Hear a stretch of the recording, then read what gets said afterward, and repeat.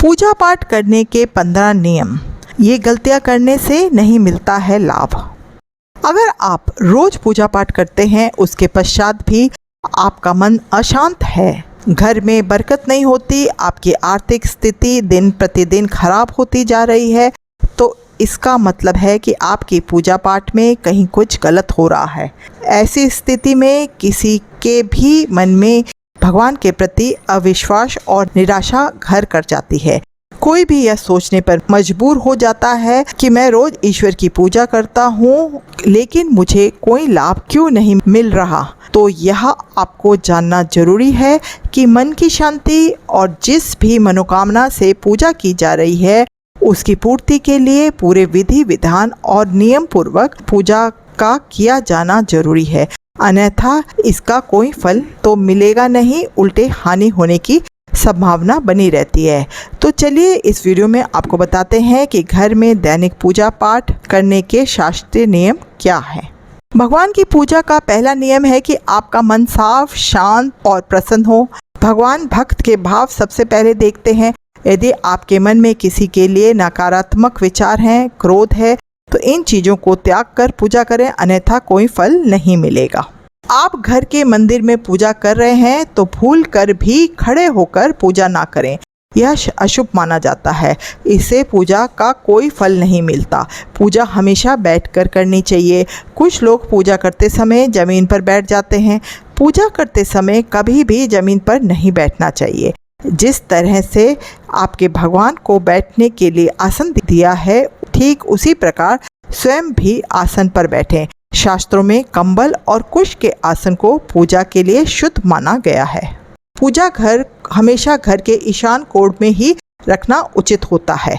पूजा घर में किसी एक देवी देवता की मूर्ति एक से ज़्यादा नहीं होनी चाहिए। पूजा घर में काम में आने वाले सभी चीज़ों को, जैसे शंख, घंटी, प्रसाद के बर्तन, दीपक, शिवलिंग, जनेऊ और भगवान शालिग्राम को साफ सुथरे कपड़े के ऊपर रखना चाहिए। ऐसा नहीं करने से हर रोज पूजा करने के बाद भी उसका उचित फल नहीं मिलता।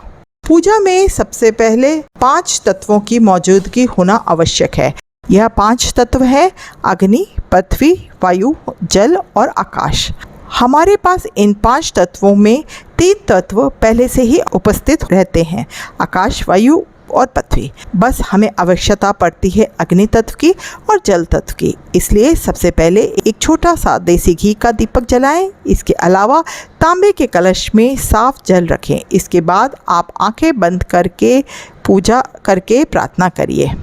प्रभु को उन सब चीज़ों के लिए धन्यवाद दें जो उन्होंने अब तक आपको दिया है। हर रोज़ ढेर सारी समस्याएं ना गिनाएं। इससे अभी तक आपको जो कुछ मिला है उसका निरादर होता है। प्रतिदिन पूजा का एक समय निश्चित करें और प्रतिदिन इस समय पर पूजा करें। भगवान की पूजा करते समय दिशा का भी ध्यान रखें। आपका मुख पूर्व उत्तर या फिर उत्तर पूर्व की ओर होना चाहिए। पूजा के लिए कभी भी तांबे के बर्तन में चंदन नहीं रखें। हिंदू धर्म में प्रतिदिन 5 देवों की पूजा करने का विधान है। ये 5 देवता श्री गणेश, सूर्यदेव, देवी दुर्गा, भगवान शंकर और भगवान विष्णु है। बिना सर ढके भी पूजा नहीं करनी चाहिए। मान्यता है कि बिना सर ढके पूजा करने से इसका फल प्राप्त नहीं होता है। पूजा के दौरान सिर ढकना भगवान के प्रति श्रद्धा भाव को दर्शाता है। पूजा के दौरान सिर ढकने के धार्मिक के साथ वैज्ञानिक कारण भी बताए गए हैं। इसलिए स्त्री हो या पुरुष पूजा के दौरान सर जरूर ढकें। इन बातों का भी ध्यान रखें कि पूजा का स्थान घर के फर्श से थोड़ा ऊपर होना चाहिए, क्योंकि भगवान अतुल्य और श्रेष्ठ हैं। इसलिए आप अपनी बराबरी में उनकी पूजा ना करें। पूजा के लिए भगवान को किसी चौकी या फर्श से ऊंचे स्थान पर स्थापित करें। पूजा प्रारंभ करने के पश्चात चाहे कैसी भी स्थिति हो, कभी भी जोर से नहीं बोलें। किसी भी प्रकार क्रोध करना अथवा अशब्द कहना पूजा को खंडित कर देता है।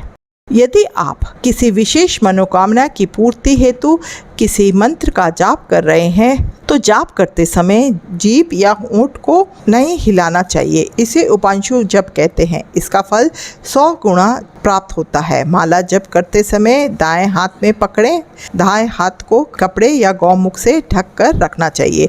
जप के बाद आसन के नीचे की भूमि को स्पर्श कर नेत्रों से लगाना चाहिए। इससे आपके जप की पूर्ण फल प्राप्ति होती है।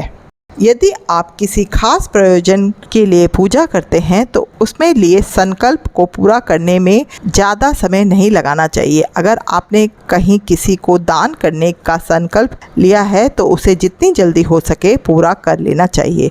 संकल्प को पूरा करने में देरी से पूजा का पूरा लाभ नहीं मिलता। आजकल ज़्यादातर घरों में अगरबत्ती का इस्तेमाल किया जाता है, परंतु कभी भी पूजा करते वक्त वैसी अगरबत्ती का इस्तेमाल नहीं करना चाहिए जिससे बांस की लकड़ी का इस्तेमाल हो।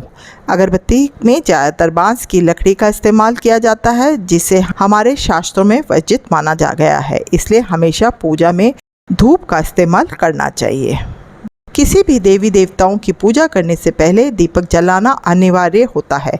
ऐसी मान्यता है कि दीपक हमारे द्वारा चढ़ाए गए प्रसाद, धूप, फल, फूल और अन्य कार्यों का साक्षी होता है। अगर आप पूजा करने से पहले दीपक नहीं जलाते हैं तो भगवान तक आपकी प्रार्थना नहीं पहुंचती है। हमेशा इस बात का ध्यान रखें कि पूजा के दौरान इस्तेमाल किए जाने वाले दीपक का स्थान बार बार बदलना नहीं चाहिए और कभी भी दीपक से दीपक नहीं जलाना चाहिए। शास्त्रों के अनुसार जो व्यक्ति दीपक से दीपक जलाता है वह रोगी होता है। दीप प्रज्वलित करने से पहले हमेशा उसे पानी से अच्छी तरह साफ करें, उसके बाद ही दीपक में ज्योत प्रज्वलित करें। दीपक के को सीधे भूमि पर नहीं रखना चाहिए, चावल यानी अक्षत के आसन पर रखना चाहिए। भगवान गणेश को तुलसी, भगवान विष्णु को चावल और सूर्य देव को बेलपत्र भूलकर भी ना चढ़ाएं। बेलपत्र महादेव को काफ़ी प्रिय है, इसलिए हमेशा भगवान शंकर को बेलपत्र चढ़ाएं।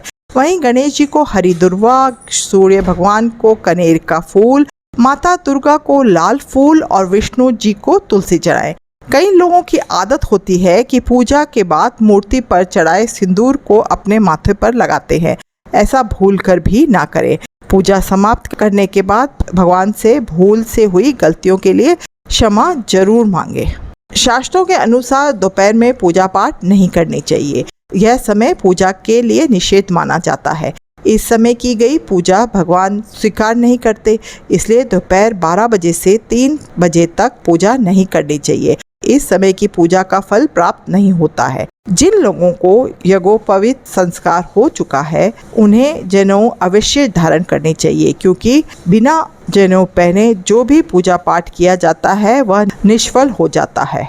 पूजा पाठ करने के बाद शंख या घंटी को बजाना महत्वपूर्ण माना जाता है। ऐसी मान्यता है कि शंख बजाने से मन और घर स्वच्छ होते हैं। पूजा के आखिर में शंख बजाने से घर की नकारात्मक ऊर्जा बाहर जाती है। पूजा के अंत में एक छोटे से कलश में जल लेकर घर की तुलसी माता को जल चढ़ाएं और अगर आपके यहाँ तुलसी नहीं लगी है तो आज ही लगाएं। तुलसी माँ का आशीर्वाद लेना बहुत जरूरी होता है।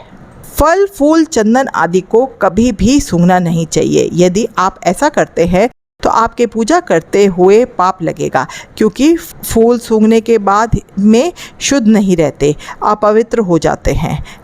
और महिलाओं को ऐसे समय पर पूजा पाठ नहीं करनी चाहिए जब माहवारी चल रही हो। इस दौरान ना ही मंदिर जाकर भगवान के दर्शन पूजन करें और ना ही घर पर पूजा पाठ करें। साथ ही माहवारी के दौरान देवी देवताओं की मूर्ति, पवित्र पेड़ पौधों और फूल और पूजा सामग्री को छूना भी नहीं चाहिए।